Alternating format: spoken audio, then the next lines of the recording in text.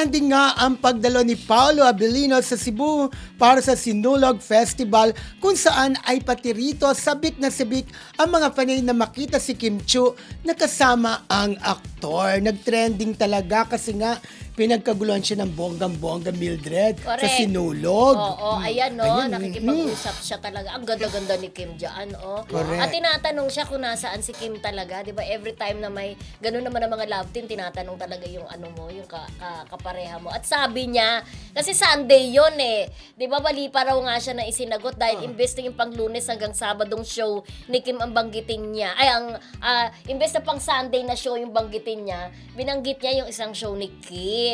Siguro ay natutuwa rin siya sa ano, parang kinikilig din siya sa pagtukso ng mga fanay. Pero makikita mo mga friendship nung hinanap sa kanya si Kim Chiu, sabi niya, nasa gano'n, yung isang show ni Kim, dahil Lunes hanggang Sabado, di ba?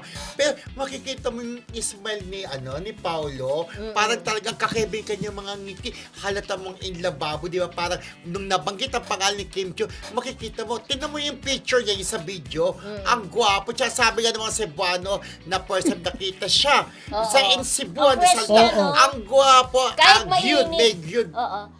Gwapo, guyod. Yun, Parang ganun. Tsaka ganon. lagi sinisigaw si Kim Chiu sa kanya. Kasi ganun talaga ng audience. pagka-love teams.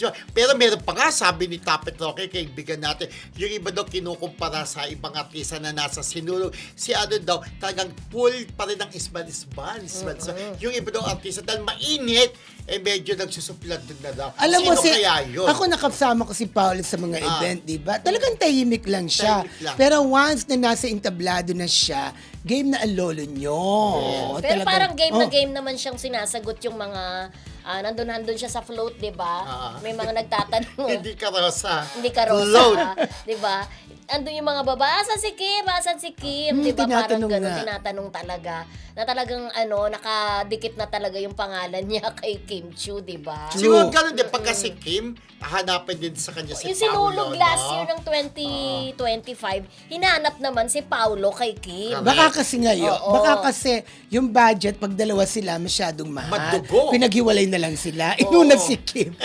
Kasi si Paolo ngayon. Hindi, that time nga may Baka hindi noon time kaya ng show budget. kasi. Totoo naman. May Actually, show siya eh. oo, dahil din sa budget yan, Hindi, feeling pero ko. minsan, may point din naman yung mga may point din si Revelyn, may point din si Marcelita. Ang sinasabi nila kasi, taga Cebu si Kim eh. Di ba parang taga dun siya eh, bakit But wala still, siya? Oo. Tapos meron pa siyang di ba, malaking store, bag store sa isang Tanong mo sikat daw, na actually, tanong mo daw sa show, diba? management niya. Pero actually, meron din ako nabasa na di umano, Oo. si Kim andun daw sa bagbagan. Nandun daw. Siguro hindi lang siya kasama sa Sinulog. Bagbagan, nap-nap. Hindi. Yung bag niya na Oo. pumunta kami doon sa store niya sa Timog ni Kim Chiu pero sarado. Bibili sana kami ng bag. Ay, Ay, wala ka boy, sa no? akin, nagpunta ako sa Thailand kasama si Ate Carmen Dolalas. Bumili ka nun. Hindi, doon galing talaga yung original. Filipino dealer dito si si Kim, 'di ba? Yung original talaga, ang origin talaga nung na yon sa Thailand talaga. Ay, sosyal. Oo. Sa akin nakabili na sa tayo ni Ate Cecil Pili, kaya lang sarado kasi linggo Oo. yata, hindi ba? Pero kasi, Sayang. dapat mabibili na rin tayo ni Tita Alice Lopez, pero alam nyo na, Tita Alice nagkaroon ng Lopez! conversion. Thank you, Thank Tita you so Alice Lopez! Thank you, Ate Tita Ali!